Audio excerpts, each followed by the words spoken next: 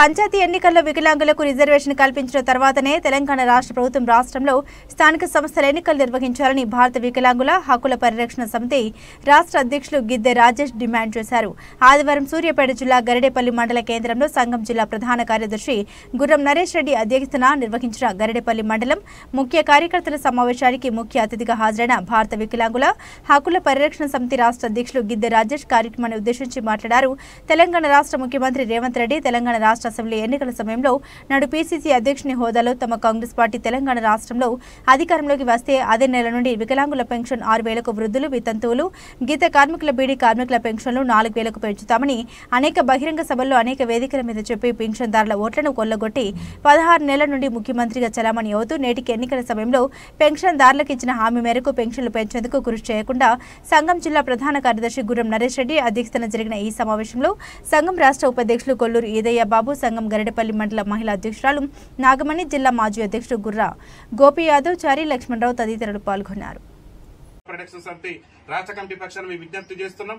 ఎందుకంటే వికలాంగురాలయ్యుండి ఇప్పటి వరకు కూడా ప్రభుత్వం నుంచి కేవలం పింఛన్ తప్పితే ఎలాంటి సహకారం అందక మరి ఆ వికలాంగురాలు ఇబ్బంది పడుతుంది. కాబట్టి దయచేసి ఈ పాప వేదనను, ఈ పాప బాధను చూసి గౌరవ మంత్రి గారు, జిల్లా కలెక్టర్ గారు, అదేవిధంగా జిల్లా వికలాంగుల సంక్షేమ శాఖ అధికారి గారు వెంటనే స్పందించి ఈ పాపకి బండి మంజూరు చేయాలని చెప్పేసి మేము విజ్ఞప్తి చేస్తున్నాం. దాంతోపాటు తెలంగాణ రాష్ట్రంలో వికలాంగులు అనేక సమస్యలతో మా వికలాంగులు అల్లాడిపోతున్నారు. గౌరవ రాష్ట్ర ముఖ్యమంత్రి రేవంత్ రెడ్డి గారు ఇస్తున్నటువంటి 6,000 రూపాయల పింఛన్ను తక్షణమే 6,000 రూపాయలు ఇవ్వాలి. అదేవిధంగా ఆర్టీసీలో కూడా మా వికలాంగులు బస్సు ఎక్కాలని అంటేనే భయపడే పరిస్థితి వచ్చింది.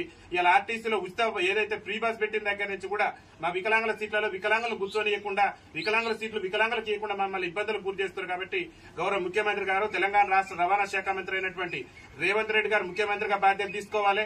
రవాణా శాఖ మంత్రి పొన్నం ప్రభాకర్ గారు కూడా బాధ్యత తీసుకుని వికలాంగుల సీట్లు వికలాంగులకే కేటాయించే విధంగా చర్యలు తీసుకోవాలి. దాంతో పాటు రాష్ట్రంలో వికలాంగుల బ్యాక్లాగ్ ఉద్యోగాలు లేక వికలాంగులు ఇబ్బందులు ఎదుర్కొంటున్నాం. కాబట్టి వికలాంగుల బ్యాక్లాగ్ ఉద్యోగాలు భర్తీ చేయాలి. నిన్న మొన్న తమిళనాడు పీసీసీ అధ్యక్షుడు లేఖ రాసిండు.